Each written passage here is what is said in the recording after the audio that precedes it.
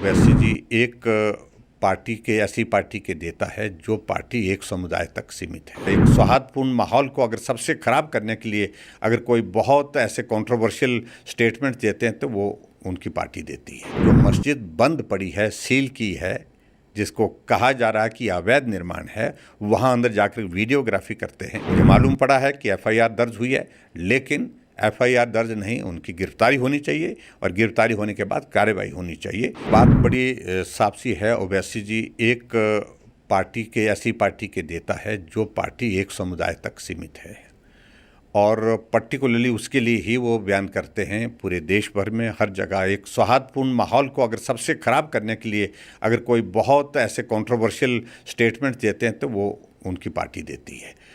और उनके ही पार्टी के एक नेता शिमला आते हैं जो मस्जिद बंद पड़ी है, सील की है, जिसको कहा जा रहा है कि अवैध निर्माण है, वहाँ अंदर जाकर वीडियोग्राफी करते हैं और वीडियोग्राफी करने के पश्चात वहाँ सामने वाले मकान का जिक्र करते हैं, इंगित करके कि ये मकान तो यहाँ से इससे भी ऊंचा है। इससे ऊंचा होने का मतलब नहीं है कि इसका मतलब ये नहीं है कि वो गैरकानूनी है, वो अवैध है। हो सकता है उसकी परमिशन, प्रॉपर परमिशन के मुताबिक जो है उस भवन का निर्माण हुआ हो।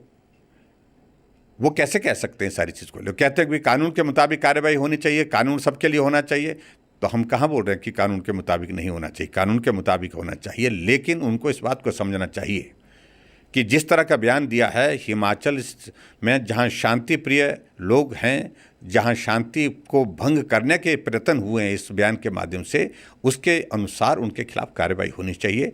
मुझे मालूम पड़ा है कि एफआईआर दर्ज हुई है, लेकिन एफआईआर दर्ज नहीं, उनकी गिरफ्तारी होनी चाहिए और गिरफ्तारी होने के बाद कार्रवाई होनी चाहिए। ओवैसी जी एक पार्टी के ऐसी पार्टी के नेता है जो पार्टी एक समुदाय तक सीमित है। एक सौहार्दपूर्ण माहौल को अगर सबसे खराब करने के लिए अगर कोई बहुत ऐसे कंट्रोवर्शियल स्टेटमेंट देते हैं तो वो उनकी पार्टी देती है। जो मस्जिद बंद पड़ी है, सील की है, जिसको कहा जा रहा है कि अवैध निर्माण है, वहाँ अंदर जाकर वीडियोग्राफी करते हैं। मुझे मालूम पड़ा है कि एफआईआर दर्ज हुई है, लेकिन एफआईआर दर्ज नहीं, उनकी गिरफ्तारी होनी चाहिए और गिरफ्तारी होने के बाद कार्रवाई होनी चाहिए। बात बड़ी साफ सी है। ओवैसी जी एक पार्टी के ऐसी पार्टी के नेता है जो पार्टी एक समुदाय तक सीमित है और पर्टिकुलरली उसके लिए ही वो बयान करते हैं। पूरे देश भर में हर जगह एक सौहार्दपूर्ण माहौल को अगर सबसे खराब करने के लिए अगर कोई बहुत ऐसे कंट्रोवर्शियल स्टेटमेंट देते हैं तो वो उनकी पार्टी देती है।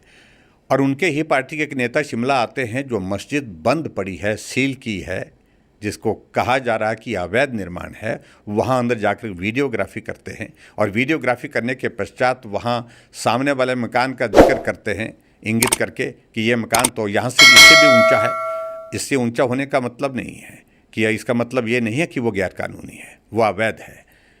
हो सकता है उसकी परमिशन, प्रॉपर परमिशन के मुताबिक जो है उस भवन का निर्माण हुआ हो। वो कैसे कह सकते हैं सारी चीज़ को? लोग कहते हैं कि कानून के मुताबिक कार्रवाई होनी चाहिए, कानून सबके लिए होना चाहिए। तो हम कहाँ बोल रहे हैं कि कानून के मुताबिक नहीं होना चाहिए? कानून के मुताबिक होना चाहिए, लेकिन उनको इस बात को समझना चाहिए कि जिस तरह का बयान दिया है, हिमाचल में जहाँ शांति प्रिय लोग हैं, जहाँ शांति को भंग करने के प्रयत्न हुए हैं इस बयान के माध्यम से, उसके अनुसार उनके खिलाफ कार्रवाई होनी चाहिए। मुझे मालूम पड़ा है कि एफआईआर दर्ज हुई है, लेकिन एफआईआर दर्ज नहीं, उनकी गिरफ्तारी होनी चाहिए और गिरफ्तारी होने के